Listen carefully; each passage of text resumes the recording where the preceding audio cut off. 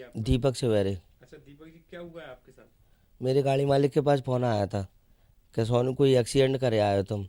तो मैंने नहीं भाभी मैंने कोई एक्सीडेंट नहीं करा। तो उन्होंने कि हमारे घर पे पुलिस आ रही है। तो मैंने कहा आप एक काम करो पुलिस को मेरा नंबर दे दो। तो उन्होंने पुलिस को मेरा नंबर दे दिया। और संजीव यादव का फिर फ़ोन आया मेरे पास। उन्नी में पड़ा थाने से बोल रहा हूँ संजीव यादव। तो मैंने बताओ भाई साहब उन्नी की थाने आ जाओ। तो मैंने सर अभी तो मैं शिवपुरी जा रहा हूँ अभी तो मैं नहीं आ पाऊँगा मेरी बहन की लड़की की शादी है तो लगून लेके अपने भांजे के संग मैं इंदौर गया। फिर इंदौर गया तो मैं 22 तारीख को लौटा सर वहाँ से। 22 तारीख को लौटा तो फिर मैं शाम को 4 बजे गाड़ी संभाल के फिर सीधा पड़ाव थाने चला गया। थाने गया तो वो 5:30 बजे आया। मैं बाहर बैठा रहा संजीव यादव में वहाँ से चिका नहीं साहब। उसके बाद में फिर उनने मुझे अंदर ले गया वो संजीव यादव। पूछताछ करी उनने मुझसे एक आध दो चांटे मारे। पूछताछ की क्या पूछताछ क्या? यही करी कि उनने वो तेरी गाड़ी में लड़के बैठे हैं वो उतर रहे हैं लड़के। मैंने साहब कौन से लड़के मुझे दिखा तो सही साहब मेरे को मालूम ही नहीं है। वो कह रहे तेरी गाड़ी में से 250 ग्राम सोना गया है। गाड़ी में से मतलब सोना चुरा है। जो कार का बोल रहे हैं कि तेरी गाड़ी है ना ऑटो पीछे चल रही है कार के। मैंने कि बताओ साहब आप मेरे को वीडियो बताओ। मैंने कि साहब ऐसा कोई आरोप नहीं है मेरे ऊपर। और मैंने कि मैं तो नदी गेट से कहीं सवारी लेके भी नहीं गया उस दिन। मैं तो वहीं खड़ा हूँ नदी गेट पे। मेरी वही वीडियो दिखाई उनने वही फ़ोटो दिखाया है मेरे को। बहुत मारा साहब उनने मुझे उल्टा लटका के रात भर मारा। फिर उनने 23 तारीख को मुझे रात को 1:30 बजे छोड़ दिया। मैं अपने घर चला गया। फिर उसके बाद में फिर उनने फ़ोन लगाया उनने कि थाने आ जाओ एक फ़ोटो दिखाना है तुम्हें। फ़ोटो दिखाना आ जाओ। तो मैंने कि सर आता हूँ मैं। तो फिर मैं 3:30 पौने 4 बजे फिर पहुँच गया। फिर वो वहाँ से पड़ाव थाने से सीधे मुझे टाटीपुर ले गया। क्राइम ब्रांच के हवाले कर दिया उनने मुझे। वहाँ पे फिर मारा उनने मुझे टीआई साहब ने।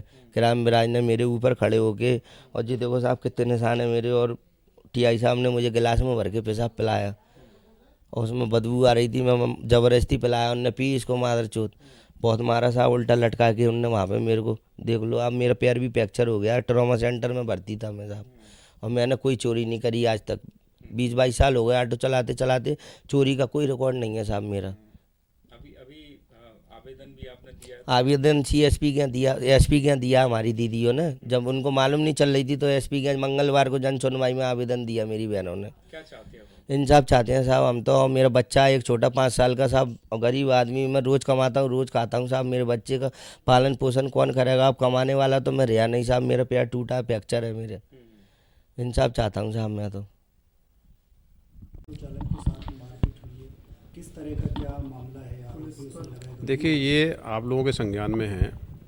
विगत दिनों पड़ाव थाना क्षेत्र में एक एफआईआर हुई थी जिसमें एक ऑटो चालक जिसमें सवारी बैठ के आई थी 240 ग्राम सोने के उसके जो आभूषण थे वो चोरी चले गए थे। फरियादी के द्वारा भी ये शंका व्यक्त की गई थी कि जिस ऑटो में वो बैठ के आया है उस ऑटो का जो मूवमेंट था उस पर उसने शंका व्यक्त की थी। पुलिस ने एफआईआर की थी। एफआईआर करने के बाद जो इन्वेस्टिगेशन के दौरान बहुत सारे सीसीटीवी कैमरे इंदरगंज से लेके पड़ाव तक के देखे गए।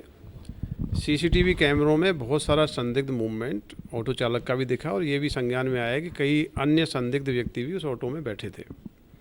इन्वेस्टिगेशन के दौरान ऑटो चालक को और जो भी उसमें उसके साथ में सीसीटीवी कैमरे में देखे गए उनको पूछताछ के लिए बुलाया गया था। कई सारी चीज़ें घटना के संबंध में पूछताछ में संज्ञान में आई हैं जिससे पूरी संभावना है कि ये हमारा वर्कआउट होगा। गाड़ी जब पंचर हुई थी पंचर होने के तथ्य भी उन्होंने बताया था कि किस प्रकार से पंचर हुई है। अभी पूरा वर्कआउट केस नहीं हुआ है। पुलिस इस पर इन्वेस्टिगेशन कर रही है। ये हमारे केस के इम्पोर्टेंट संदेही थे इनको पूछताछ के लिए लाया गया था। जो आरोप लगाए जा रहे हैं पुलिस ने मारपीट की है कस्टडी में लेके जो मारपीट हुई है वो एक अलग आरोप है। उसकी जांच के लिए हमने एडिशनल एसपी को अधिकृत किया है कि कस्टोडियल मारपीट हुई है तो उस पर जांच करेंगे। जो भी दोषी होगा उस पर कार्रवाई कराएंगे। ये सारे एलिगेशंस अभी संज्ञान में आए हैं। मैं पुनः इसको रिपीट करना चाह रहा हूँ कि एक बहुत बड़ी चोरी की घटना थी। फरियादी 240 ग्राम ज्वेलरी के साथ एक ऑटो में इंडिविजुअली चला था।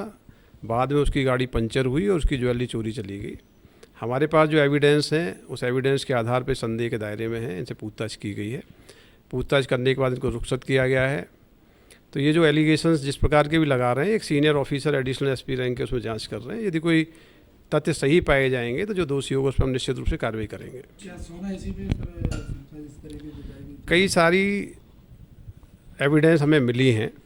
हमारा केस अभी इन्वेस्टिगेशन में है और जिस व्यापारी का सोना गया है निश्चित रूप से एक बड़ी घटना है। हम लोग उसको वर्कआउट करेंगे। विज्ञापन लगाकर भी छोड़ दिया गया। ठीक है।